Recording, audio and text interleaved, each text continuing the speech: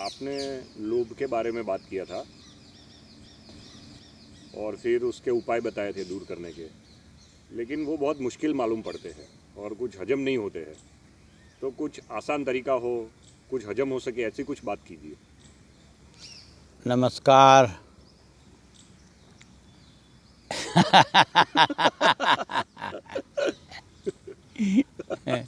हजम हो सके तो वैसे तो एक ही बात है, लोभ करते रहो और दुखी होते रहो, यही बात है हजम हो सके ऐसी तो। यानी आपको आश्वासन चाहिए, आप लोगों को अपने स्वार्थ को पोषे ऐसी बातें चाहिए कि अपने स्वार्थ का पोषण हो। आपको यही बातें चाहिए जो झूठी हो और बेवकूफ़ी के वचन आपको चाहिए। तो आपको बहुत बुद्ध पुरुषों ने ऐसी बातें कही है जिसमें उनकी बहुत ही करुणा रही है। करुणा की वजह से उन्होंने आपको समझाने की सरल तरीके से बहुत अच्छी अच्छी बातें कही है। मगर हमारा मन है न, वो बहुत कनिंग है, चालबाज है मन।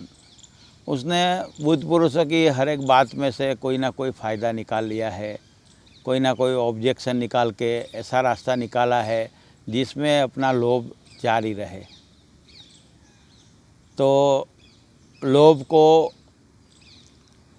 दूर करने का उपाय सीधा बताता हूँ, क्योंकि आपने हजम हो सके ऐसी बात कही है। इसमें कुछ हजम होने वाला नहीं है। जब तक उपद्रव नहीं होगा, आपके भीतर बेचैनी नहीं होगी, अशांति नहीं होगी, तब तक आपको ऐसी ही बातें सुननी पड़ेगी। अगर आपको अच्छा नहीं लगे तो जो ओशो ने कहा है वह सत्य है, कि ओशो ने जो बात कही है कि मैं खतरनाक नहीं हूँ, सत्य खतरनाक है, इसलिए आपको डर लगता है। तो ये बातें हजम होने वाली है नहीं और होगी भी नहीं। सीधी बात है कि जो बातें आपको डिस्टर्ब करती है, जिन जिन बातों से आप बंधे हुए हैं, उससे आपको मुक्त होना है। आप अकेले को मुक्त नहीं होना है, पूरी मनुष्यता को मुक्त होना है। और उसके लिए पीड़ा होगी, परेशानी होगी, मगर मनुष्यता के विकास के लिए, हमारे सेल्फ डेवलपमेंट के लिए, हमारा आत्म कल्याण हो, उसके लिए यही बातें ज़रूरी है। जो पीड़ादायी हो या संघर्षपूर्ण हो या बहुत दुख भरी हो और कठिन हो, मगर यही बातें ज़रूरी है और यही बातों पर चलना होगा, यही बातों पर प्रयोग करना होगा। जो भी जीवन में हमें मिला है मुफ्त मिला है, जैसे आनंद, शांति, प्रेम, श्वास, पानी, सारी चीज़ें हमें मुफ्त मिली है। हवा भी मुफ्त मिली है। तो इस तरह की मुफ्त मिली बातों का हमें कोई महत्व नहीं है और उसको जारी रखने के लिए हम कोई लोभ नहीं करते हैं कि जैसे मेरा आनंद बरकरार रहे, मेरी शांति बरकरार रहे। उसके लिए हम प्रयत्न भी नहीं करते।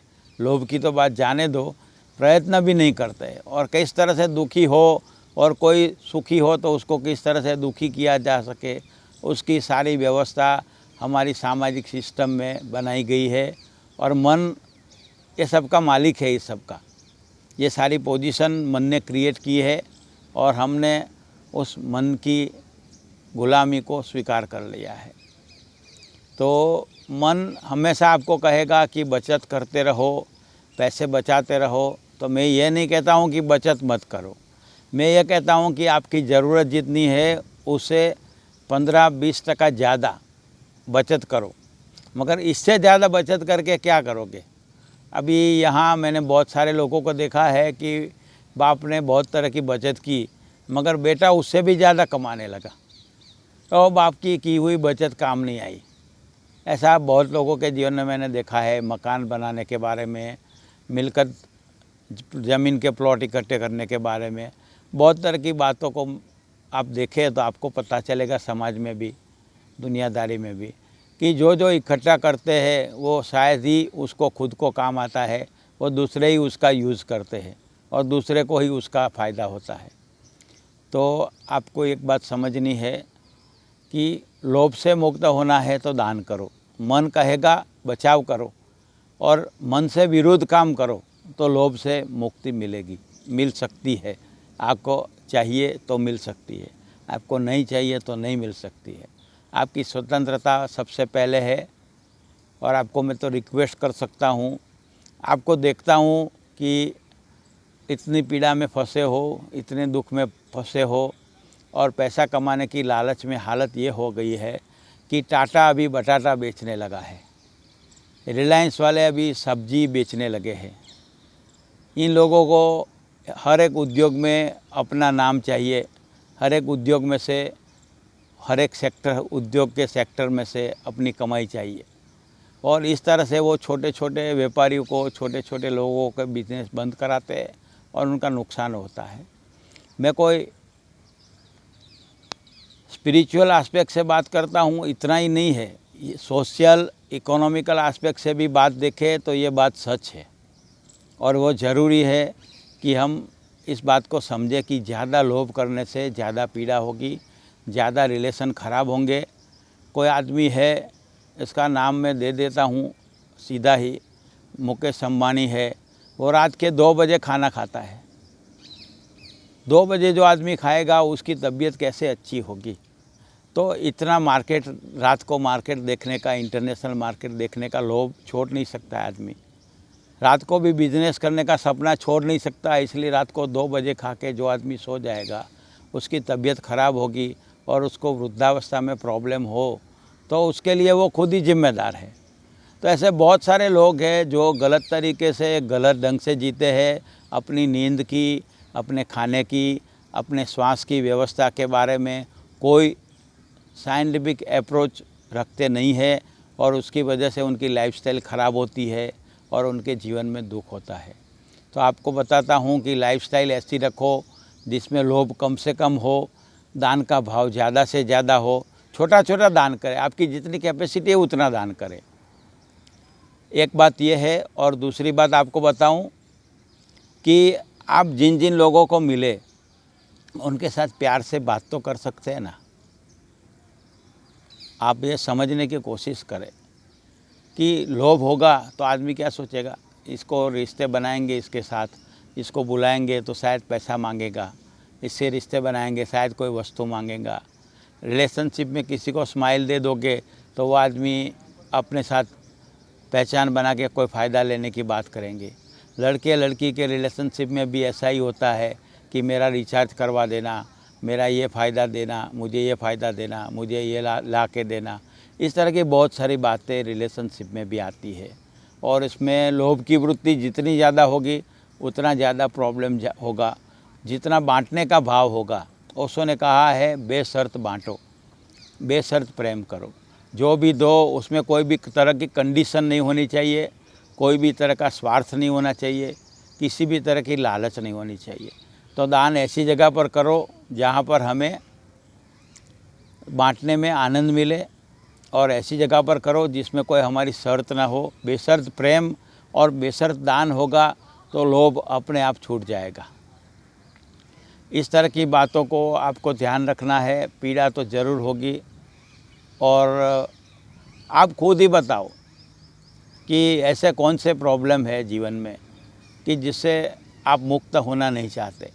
सब लोग मुक्त होना चाहते हैं मगर मुक्ति के लिए जो प्रयास होना चाहिए वो प्रयास कम पड़ता है और वो प्रयास ज़्यादा करना होगा। और उसके लिए सबसे पहली सिस्टम की बात है तो सबसे पहले श्वास की सिस्टम सुधारनी होगी हमारी। हर जगह में, हर बात में श्वास तो आएगा ही। फिर इसके बाद खाने पीने की सिस्टम और ठीक से नींद करने की सिस्टम। नींद अगर ठीक से होगी तो लोभ अपने आप कम हो जाएगा, जीवन में शांति मिलेगी तो लोभ करने का मन नहीं होगा। इतने पैसा पाने के बाद भी लोग क्रिकेट का सट्टा करते हैं, शेयर बाज़ार का सट्टा करते हैं और उनको कोई ज़रूरत नहीं होती है, फिर भी उसी में उलझे रहते हैं। तो मन को अनऑक्यूपाइड करना, मन को मुक्त रखना और मन की जो जाल है उसमें बार बार उलझे रहने से अच्छा है कि मन को समझे और मन को अनऑक्यूपाइड रखे।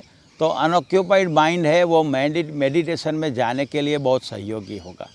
अनऑक्यूपाइड माइंड है वो मेडिटेशन की पूर्व तैयारी है, योग की पूर्व तैयारी है और रिदम और बैलेंस तभी आपके जीवन में आएगा जब आपका माइंड अनऑक्यूपाइड होगा।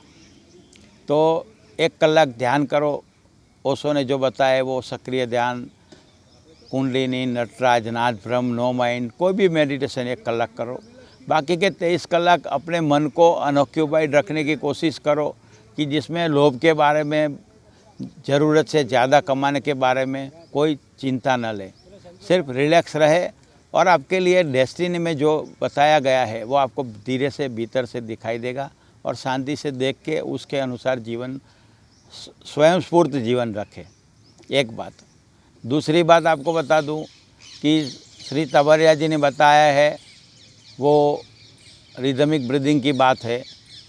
रिदमिक ब्रीदिंग होगा और रिफाइनिंग कर लो, फिर रिदमिक ब्रीदिंग करो तो आपके भीतर लोभ कम होता जाएगा। श्वास की सिस्टम अगर आपकी अच्छी होगी तो आपका लोभ अपने आप चला जाएगा। और बेशर्त प्रेम तो होना ही चाहिए।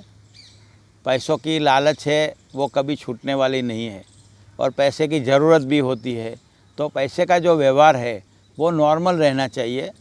यानी मेरे गुरुदेव स्वामी कैवल्य तीर्थ महाराज कहते थे कि पैसे है वो चप्पल जैसे है कि ज़रूरत पड़े तो उसे पहनो, फिर उसे छोड़ दो, सर पे लेके मत घूमो। पैसों का टेंशन इस तरह से करने से कोई मतलब नहीं है और ऐसी बातों को सुनने में अच्छा लगता है मगर प्रैक्टिकल वर्क में दिक्कत होगी। फिर भी यही बातें सच है और यही बातें करनी होगी, यही बातों को समझना होगा और इसी बारे में प्रयास करना होगा। और आप प्रैक्टिकल करोगे तो आपको मज़ा आएगा। प्रैक्टिकल में ही आपके जीवन में रूपांतरण होगा और जिनको जीवन में रूपांतरण नहीं चाहिए उनको ऐसी बातें नहीं सुननी चाहिए। मैं पॉपुलर होने के पक्ष में नहीं हूँ। मैं जो बात करता हूँ ये बातें सत्य के पक्ष में है और सत्य के लिए जिनकी प्यास है, सच्ची बातों को जीने का जिसका साहस है, वही ये बातें सुने, बाकी के लोग न सुने।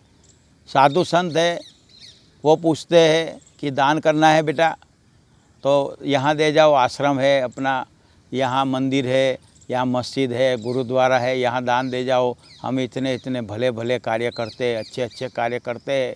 मगर जो जो लोग करप्शन करते हैं, जो जो लोग व्यापार में ज़्यादा मुनाफा करते हैं, लूटते हैं, मुनाफा की बात नहीं, लूटते हैं, वही लोग दान करते हैं। तो दान में एक बात महायोगी श्री तवरिया जी ने बताई है कि करप्शन के पैसों से कभी दान नहीं करो, नहीं तो डबल गुनाह होता है। एक तो करप्शन किया वो गुनाह होता है, दूसरा भगवान को, आप भगवान के साथ चीटिंग करते हो वो दूसरा गुनाह होता है।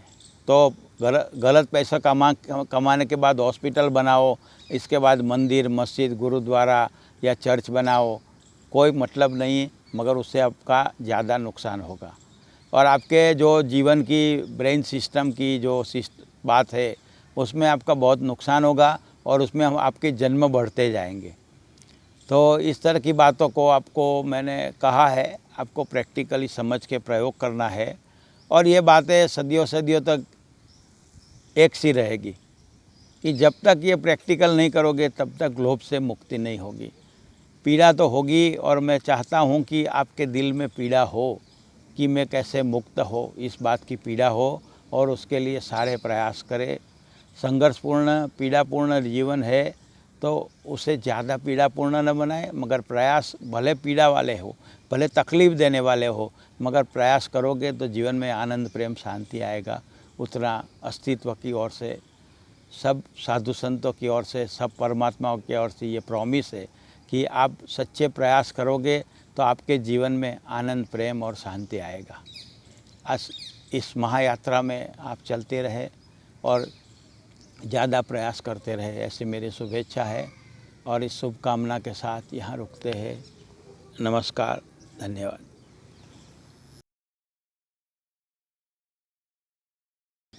और फिर उस